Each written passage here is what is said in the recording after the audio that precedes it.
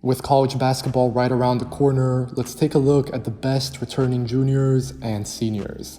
This is Floor and Ceiling, let's break them down. Antonio Reeves will be one of the most dangerous shooters in college basketball. His three-point shot is his bread and butter at this point, and looking ahead towards his NBA projection. Although Reeves is not a super flashy prospect given that he's in his 5th college season, he brings very legitimate outside shooting to the table, and that skill is at an all-time premium in today's NBA. Over his last 2 seasons, Reeves has averaged about 6 attempts per game, and last year at Kentucky, he shot 40% from 3 on 201 total shots. It's clear that Reeves can stroke it from deep, and I have no concerns about him adjusting to the deeper NBA three-point line. However, the question with him is, can he do anything else reliably and at a high enough level? I was encouraged by what we saw from Reeves in preseason during Kentucky's tour in Canada. He was attacking closeouts better and creating for himself a little bit out of 1 or 2 dribble pull-ups. The 6'4" guard was also more aggressive attacking the rim. This, in particular, has to remain a trend for the entire upcoming season. Last year at Kentucky, Reeves took an alarmingly low 58 shots at the rim, of which he only made 31. In today's league, three-point shooters have to be able to do more than just take trays. Particularly, this applies for Reeves since he's small and, at best, a smart but definitely not an impactful defender. Right now, I see him as a second-round pick. Wugga Popper is entering his junior year at Miami, and he's a very real first-round prospect. Popper is extremely comfortable already operating as a corner guy. In other words, he started a lot of possessions there for the Hurricanes last season, and he was a star in his role. He made threes, attacked off the bounce, connected broken plays, and defended hard down the other end. That might not sound like someone with a ton of upside, but keep in mind, most rookies in the NBA will be corner guys right off the bat. Once prospects make a step up to the next level, they'll be surrounded by better players most of the time, and Popper has already proven that he can perform in this role. A huge adjustment is not going to be needed. On top of that, his year-on-year growth was very apparent. As a sophomore, Popper went from playing 8 minutes to 23 minutes. He went from 21% from 3 to nearly 38%, and he tripled his points from 2 to 8. Looking to this season, there's a big opportunity for Popper to have a bigger role. Isaiah Wong and Jordan Miller are gone from Miami. They'll still have a good squad, but now Popper has some real seniority to maybe be the man on the team.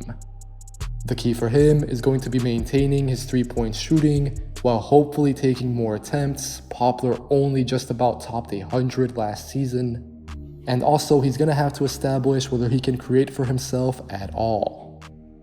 At this point, Popper is a great second side guy who makes good decisions and leverages his athleticism, but the Miami wing is largely a straight line driver, and he was fairly reliant on openings that others created for him. Kevin McCullough is already one of the best defenders in the NCAA, but he's also a real NBA player down the line with some underrated offensive potential. With McCullough, we have to start on defense, which is no doubt his calling card. He's been awesome on this end for years now, going all the way back to when he played for Texas Tech. McCullough has strong positional size at about 6'7" with a 6'9" wingspan, and he also has a chiseled frame with good mobility.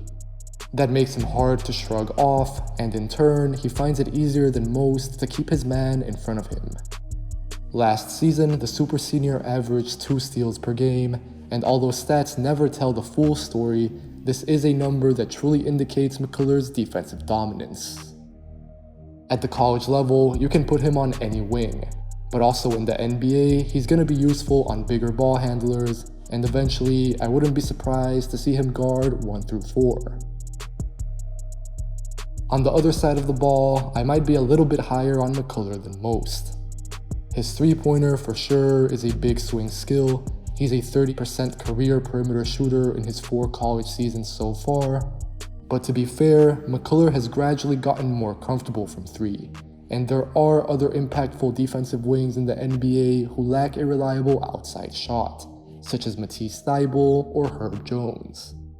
If his shot doesn't improve, that might pose some limitations in the future, but McCullough is also a smart off-ball player. He's a shrewd cutter with force when he gets downhill. Last year, the Kansas wing made 70% of his closed 2s. That shows off his touch near the basket. And then, I also think his passing goes under the radar. McCullough is a decent ball handler, he can use a screen here and there, and he has some vision. Right now, starting in the 2nd round, I think McCullough should be on every draft board. Trey Alexander is hovering around the top 25 on my personal big board. The Creighton guard is a shifty and relatively efficient scorer who relies more on craft and smoothness than explosiveness. Alexander profiles really well from the mid-range. Last year, he made 45% of his long 2s on high volume. The Blue Jays guard gets low to the ground with his handle, he uses his 6'10" wingspan really well on offense, and he rises into his shot on balance. This extends out to 3, although he is nowhere near as much of a self-creator from the outside. From deep, Alexander made 41% of his 3s last year, taking over 160 shots. Again, that's great volume and conversion. Although Alexander is quote-unquote only 6'4", I see him largely as a 2 guard right now. He's a much more willing scorer than passer, and when he's creating for others, he generally plays it very safe. That's alright for now, and Alexander did play with a pure point guard like Ryan Nembhard last year, but adding more playmaking to his game would help raise his stock. At this point of his development, I see Alexander as a similar prospect to Trey Mann when he came out of Florida, in terms of being caught a little between both guard positions and how they might need to specialize at the NBA level. This season, I want to see growth from Alexander when it comes to his finishing. He can still be better at playing bigger than he is, especially because of his length, and he's not very good yet at getting deep position in the paint. Alexander made just about half of his shots at the basket last season, and his takes to the rack were far and few between. With Nembhard, who I mentioned, but also Arthur Kaluma leaving the Blue Jays, Alexander is gonna have a bigger role on his team this year. He can rise a lot, maybe even into the lottery if everything goes well, but he's gonna have to take advantage of this chance. AJ Mitchell for me is one of the best passers in the world outside of the NBA. At the college level, he was close to unguardable at times last season. If teams sent 2 defenders at him, Mitchell would make the right read pretty much every single time. The Belgian playmaker is a pure point guard with great size at 6'6", and he's a real floor general. Mitchell is in a great developmental space at UC Santa Barbara, but his roster is only so strong. So I think there's some hope that his facilitating might be even more dangerous when surrounded by top-tier talent. I love Mitchell most in the pick and roll, where he operates with great patience and where he has incredible touch on his reads.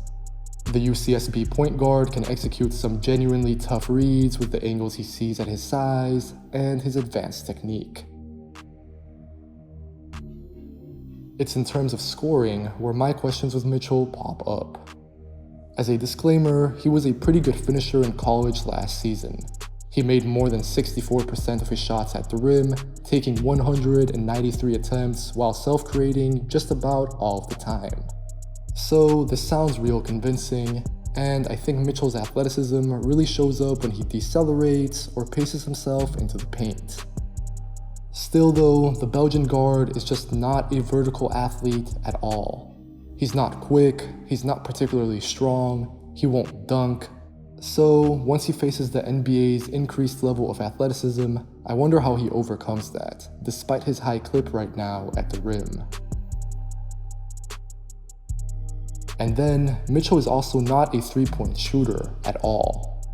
NBA point guards have to shoot threes, and Mitchell made just 20 of them last season, shooting about 27% from deep. Right now, I think AJ is a potential end of the first round pick, but context going forward is going to be super important for him, who hopefully this year as a junior can really improve his three-point shooting.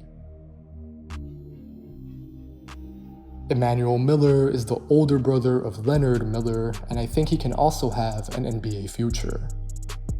The TCU forward is slightly unorthodox, but at this point of his development, Miller can best be described as a do-it-all two-way wing who does not excel in one particular area.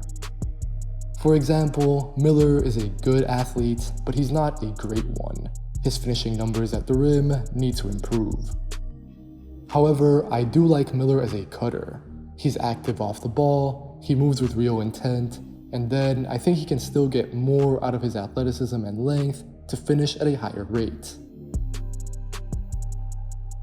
Stretching out to three, it's a mixed bag. Miller has historically been a low-volume three-point shooter, but gradually he's becoming a more willing one.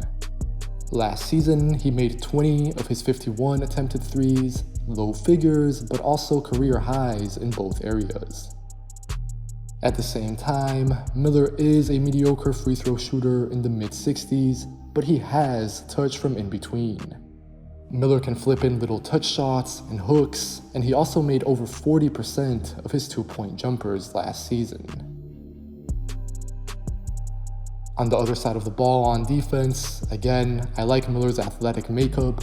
He has a strong frame with wide shoulders and long strides that cover a lot of ground. These tools can certainly show up when Miller is being annoying in the passing lanes or disruptive with his quick hands. But Miller can also lose concentration too easily, lack awareness, or be called for avoidable fouls. He also hasn't proven yet that he's agile enough to defend real ball handlers, or big and strong enough to guard fours or check fives full time. All of this makes for a confusing profile, but if Miller can put everything together, I think there's something here, and he should get NBA looks no matter what in the 2024 draft process.